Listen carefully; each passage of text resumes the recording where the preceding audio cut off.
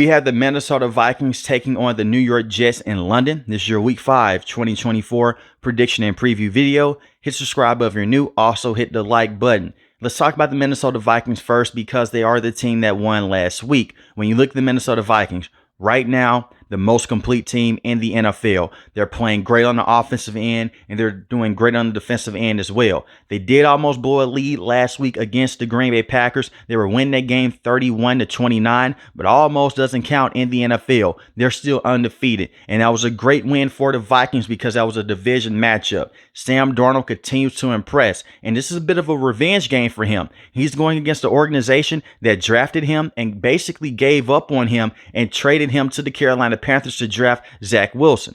But when you look at the Minnesota Vikings, they've been able to run the football at a high clip with Aaron Jones. Last week, he averaged 4 yards a carry for 93 rushing yards. Continue to try to run the football in this Jets team, and it's going to be tough. But the one thing with the New York Jets, they don't have those pass rushers off the rotation like they have had in the past. Jermaine Johnson is out for the rest of the season, dealing with a torn Achilles injury. And you also look at Hassan Reddick. He's not with the roster right now. He's still holding out. He doesn't even care about the contract anymore, it seems like.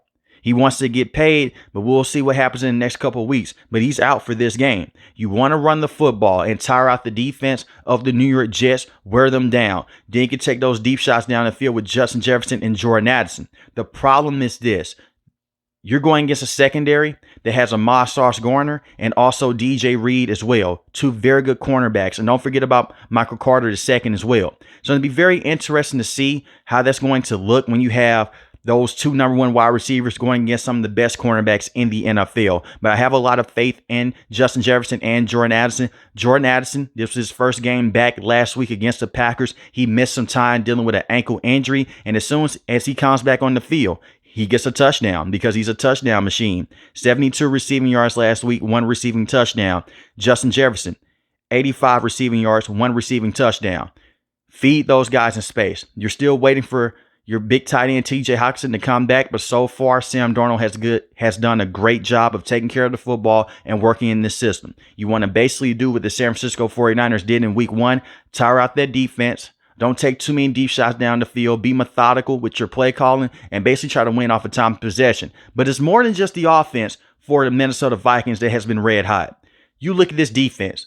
Brian Flores has found a way to go out there and get to the quarterback on a consistent basis with blitzes, disguise coverages on the back end, and the cornerbacks are playing very well. First, I want to talk about the pass rush. Jonathan Gennard has 4 sacks on the season.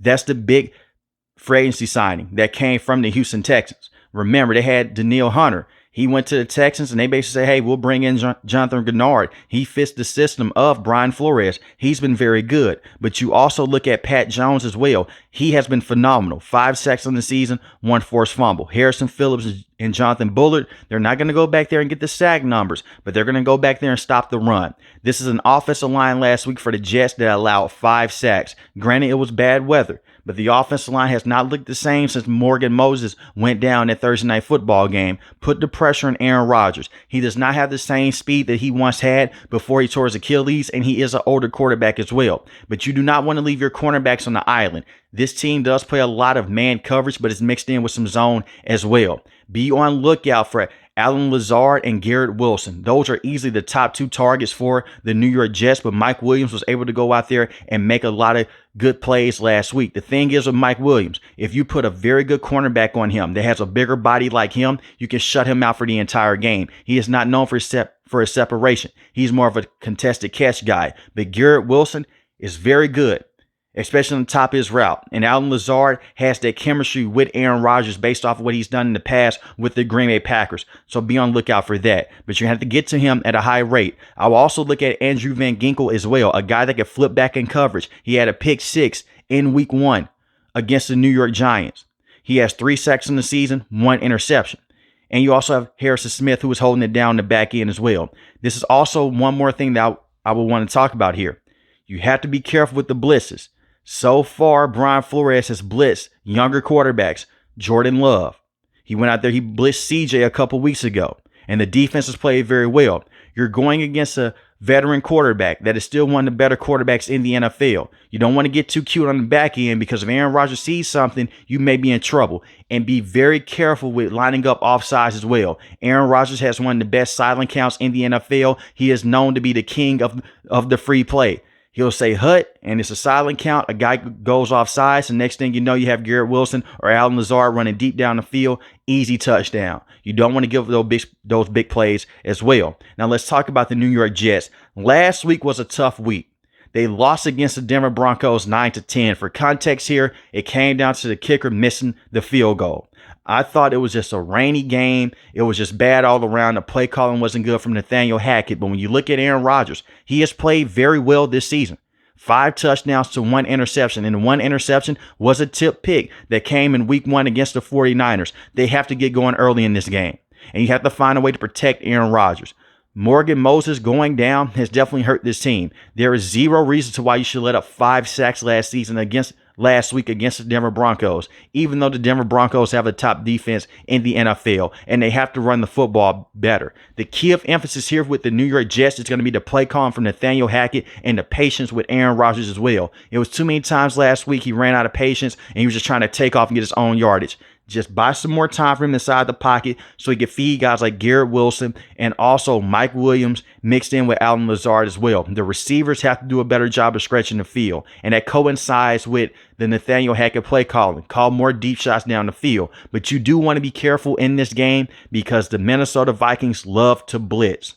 And when I say they love to blitz, they love to blitz. And that secondary, they're sticking to wide receivers like glue. So the separation is going to be key for the wide receivers in this game. But they have to get the run game going with Breece Hall. So far, Breece Hall has not been able to have a very good season. That's very shocking. He's averaging 3 yards a carry, 174 rushing yards on the season, 2 rushing touchdowns.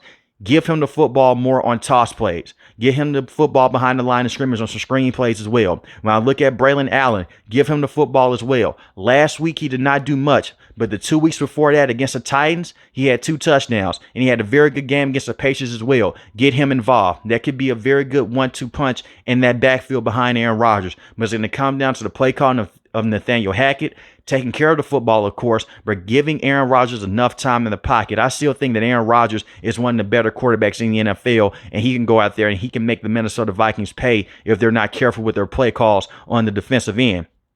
As far as the defense for the Jets, this has been a very strong unit. The problem that they're having is a pass rushing issue. They don't have the same depth pieces that they've had in the past. Like I mentioned before, Hassan Reddick may not even play this entire season. Jermaine Johnson is out. He got hurt a couple weeks ago. He tore his Achilles. Now you're depending on Will McDonald, who has 5 sacks on the season, a very good player. Javon Kinlaw as well, a very good run stopper. Quentin Williams only has 1 sack this season. Michael Clemens as well, 1.5 sack. Besides Will McDonald, you're going to have to get some pass rushers to go out there and put a lot of pressure on Sam Darnold. Because if you don't, I can easily see Kevin O'Connell singling that one guy out and giving Sam Darnold more time in the pocket. And cornerbacks can't cover forever in the NFL, especially against Justin Jefferson and Jordan Addison. That's going to be the key matchup.